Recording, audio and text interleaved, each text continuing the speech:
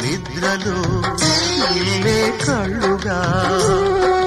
వయసును సుఖమును చితిగా వెలిగించి బ్రతుకే హారతి ఇచ్చిన దేవత